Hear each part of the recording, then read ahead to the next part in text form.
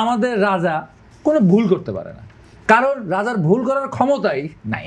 Jamaat NCP যেটা চায় সেটা হলো সংস্কার। ডাক্তার আহমেদ শাহদুল্লাহ রুবেল, এই পদত্যাগ থেকে সবচেয়ে বেশি রাজনৈতিক সুবিধা বা অসুবিধা কে পড়তে পারে, সরকার, বিরোধী দল নাকি অন্য কেউ? আমার তো মনে হয় কারো সুবিধা হবে না, কারো অসুবিধা হবে না, এটা হলো প্রথম কথা। ঠিক আছে, বিএনপি এক জায়গায় একটা দায়মুক্ত হবে আর কি।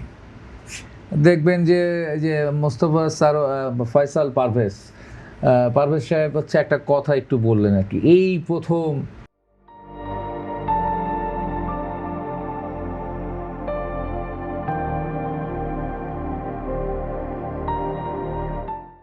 আওয়ামী লীগ প্রেসিডেন্ট, বিএনপি প্রধানমন্ত্রী, এরকম একটা জিনিস আমরা দেখতে পাইলাম। আসলে কিন্তু ইতিহাস যদি আমরা পিছন দিকে তাকাই, এটা আমরা কয়েকবার দেখতে পাইছি।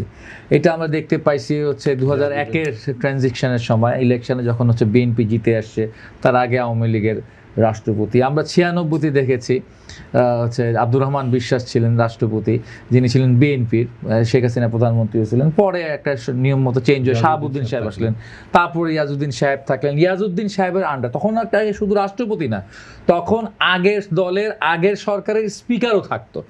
এইবার তো স্পিকার হারিয়ে গেছিল, ঠিক আছে, এবার স্পিকারকে খুঁজে পাওয়া যাচ্ছিল না। ফলে আমাদের একটা নতুন পদ্ধতিতে এবার সংসদ অধিবেশন শুরু করতে হয়েছিল। কিন্তু আগে হতো যে চলে যাওয়া যে স্পিকার, একদম এরশাদ, যে গণঅভ্যুত্থান করা হলো, এরশাদকে হটানো হলো, তো এরশাদ তো রাষ্ট্রপতি ছিলেন, তার বদলে আসলেন হচ্ছে শাহাবুদ্দিন সাহেব। তিনি প্রথম মানে ভাইস প্রেসিডেন্টের দায়িত্ব নিলেন, ভাইস প্রেসিডেন্ট থেকে তারপর তিনি অস্থায়ী রাষ্ট্রপতির দায়িত্ব নিলেন। কিন্তু স্পিকার যিনি ছিলেন তিনি স্পিকার রয়ে গেছিলেন আর কি। এবং যখন নতুন সংসদ নির্বাচিত হলো, সে স্পিকার আসলো, এবং এখনও আমি তার সেই বক্তব্যটা মনে হচ্ছে যে আমার হলো সারা, আপনাদের হলো শুরু, এই সুরে তিনি কথা বলছিলেন আর কি পার্লামেন্টে, তার শেষ বক্তব্য, এরশাদের স্পিকার যিনি ছিলেন। তো এটা হলো একদম ট্রেডিশনালি বাংলাদেশে এই ঘটনাটা হয়ে আসে। রাষ্ট্রপতি স্পিকার, নতুন রাষ্ট্রপতি স্পিকারের হাতে দায়িত্বটা দিয়ে যান, তিনি যে দলেরই হোক, এবং সেটা যতদিন লাগে ততদিন হবে। এটা বাংলাদেশে শুধু না, আপনাদের সবাই মনে আছে, খুব বিখ্যাত বাংলাদেশের রাজনীতির প্রেক্ষাপটে অনেক ভূমিকা অনেক সময় রেখেছেন প্রণব মুখার্জি, উনি কংগ্রেসের নেতা ছিলেন। তো আপনার নরেন্দ্র মোদী সরকার গঠিত হওয়ার পর প্রথম বেশ কিছু কাল যে হচ্ছে প্রণব মুখার্জি রাষ্ট্রপতি থেকেছিলেন আর কি। তো প্রণব মুখার্জির মতো লোককে রাষ্ট্রপতি রাখছিল কেন, এখন এক বিষয়। আরেকটা বিষয় হচ্ছে যে আপনি একটা প্রশ্ন করছিলেন ওনাকে, ওই প্রশ্নটা ধরে একটু আমার কথা বলার চেষ্টা করি আর কি। ওয়েস্টমিনিস্টার পদ্ধতির যে সরকার ব্যবস্থা থাকে বা সংসদীয়, সেখানে যেমন ইংল্যান্ডে একটা কথা চালু আছে কি, যে our kings can't do any wrong. আমাদের রাজা কোনো ভুল করতে পারে না, কারণ রাজার ভুল করার ক্ষমতাই নাই। ঠিক আছে, আপনার কিছু করার ক্ষমতা থাকলে তো আপনি ভুল করবেন, হ্যাঁ, মানে কোনো কিছু করার ক্ষমতা নাই।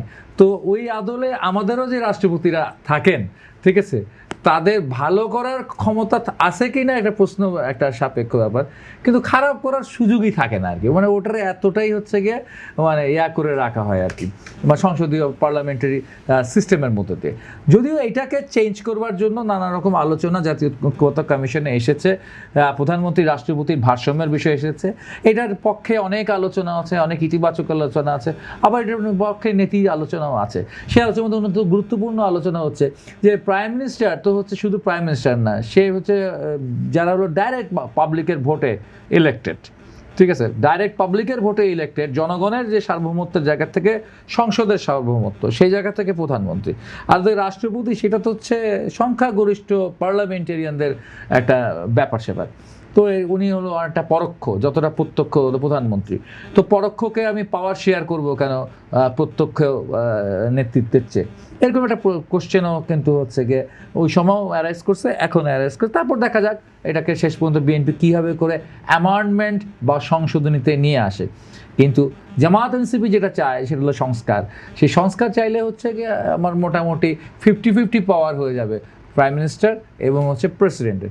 সেই 90-এর গণঅভ্যুত্থান যা রাষ্ট্রপতির নিরঙ্কুশ ক্ষমতাকে কেড়ে নিয়ে সংসদের হাতে ক্ষমতাটাকে নিয়ে এসেছিল, কিন্তু পরবর্তীতে এটা নেতৃত্বের ব্যর্থতা, রাজনৈতিক শক্তির ব্যর্থতা এবং অসততা, এবং পরবর্তীতে কর্তৃত্ববাদী স্বৈরাচার এবং ফ্যাসিবাদী প্রবণতার যে সরকার দাঁড়িয়েছিল বিগত 17 বছর, তারা পার্লামেন্টের পাওয়ারটাকে এক জায়গায় ঘনীভূত করেছিল। রাষ্ট্রপতির হাত থেকে ক্ষমতা প্রধানমন্ত্রীর হাতে না, বরঞ্চ পুরো সংসদের যে ক্ষমতা, পুরো সংসদের যে ক্ষমতা, পুরো সংসদের যে সংসদীয় কমিটিগুলোর যে ক্ষমতা, এবং আমার বিচার বিভাগের স্বাধীনতা, আমার হচ্ছে নির্বাহী বিভাগ, বিচার বিভাগ এবং সংসদ, এই তিনটি জায়গার যে ব্যালেন্স অফ পাওয়ার, এইটা নিশ্চিত করা প্রয়োজন। ঠিক আছে, ওই প্রাইম মিনিস্টার প্রেসিডেন্টের পাওয়ারের ব্যালেন্সকে নিয়ে আমি দেখেছি, আমি নিজে খুব অ্যাক্টিভ রোল ছিলাম জাতীয় ঐক্যমত্য কমিশনে, আমার পার্টি থেকে প্রতিনিধি, কখনো কখনো আমি একাই ছিলাম। তো সেখানে এই আলোচনাগুলো খুব আমাদেরকে বিড়ম্বিত করতো আর কি। আমি যেটা মনে হচ্ছিল বাংলাদেশের একটাই সমস্যা, রাষ্ট্রপতির ক্ষমতা আর প্রধানমন্ত্রীর ক্ষমতার মধ্যে ভারসাম্য। ফলে আপনার এই জায়গাটা যেতে চাই যে তার মানে কি আপনি বলতে চাচ্ছেন যে 90-এর এরশাদ বিরোধী বা স্বৈরাচার বিরোধী আন্দোলনের যে অর্জন, সেটি ধূলিসাৎ করবারই চেষ্টা ছিল জামাত এনসিপির এই ঐক্যমত? না, এই প্রশ্নটা খুব সরলীকরণ হয়ে গেছে, ব্যাপারটা তা না, এত সরল না। হ্যাঁ, কিন্তু এইটাকে যদি আমি, মানে অনেক সময় আছে, আমি ধরেন একজন ডাক্তার, আমি রোগীর ভালোই করতে চেয়েছিলাম, কিন্তু আমি খুব ভালো করতে চেয়েও কিন্তু রুগীকে মেরে ফেলতে পারি না, আমার ভুলে ব্যাপারটা হয়, মানে আমার ইন্টেনশন না, আমার মোটিভ না, কিন্তু রুগী কিন্তু ক্ষতি হয়ে যেতে পারে আমার দ্বারা। তো সেরকম রাজনীতিবিদরাও কিন্তু অনেক সময় কখনো কখনো ভুল করেন, এবং কখনো কখনো জেনে ভুল করেন, কখনো কখনো না জেনে ভুল করেন। আমি এইটুকু বিশ্বাস করতে চাই যে এই জায়গায় ঘটছে, এরকমই ঘটছে, জামাত কি জেনে ভুল করেছিল নাকি না জেনে ভুল করেছিল ঐক্যমত কমিশনে?